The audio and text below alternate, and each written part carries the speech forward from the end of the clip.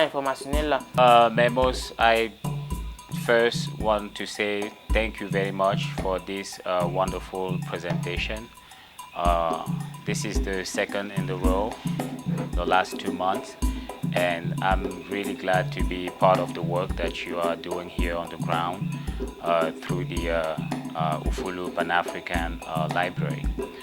So, what I want to share before I ask my questions is my own experience a few years ago when our last uh, kid was about to be born. That's exactly when I started digging into this question of naming, and all I had in front of me was my dad, who couldn't really answer my questions. At that point, I realized that uh, the traditions around naming were actually lost like several generations even before that of my dad. Because what he told me was that, they came to live into the city, and as they were being taught by, French teachers, they copied what they were doing back then, which was giving their first name to all their kids. And that really created something revolutionary inside of my spirit. I ended up like doing a lot of research, and which landed me to understand what a name really is in our culture. And yeah, so a long experience that I don't want to detail uh, tonight. We'll have another occasion.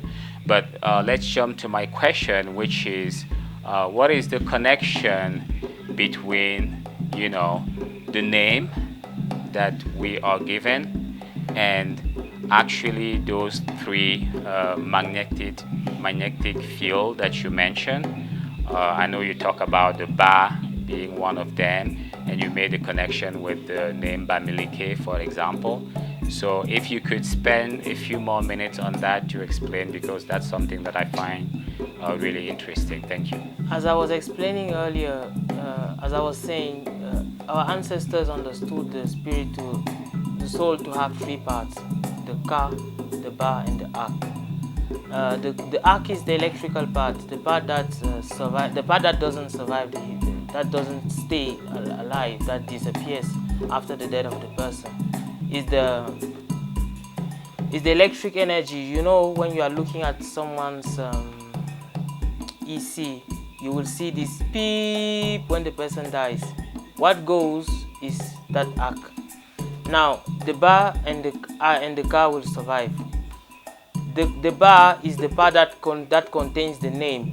The name is actually the identity of the bar, because the bar is the total sum of the personality of of that individual, and that personality is it's like an address. It's like a record, and to access that record, you need to have and to call the name of that person. Once you call that name, you have access to that entire record of information.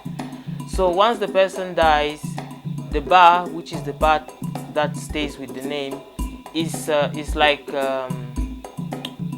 uploaded into the car and stays in the field of the earth until that person is compatible, maybe for another reincarnation.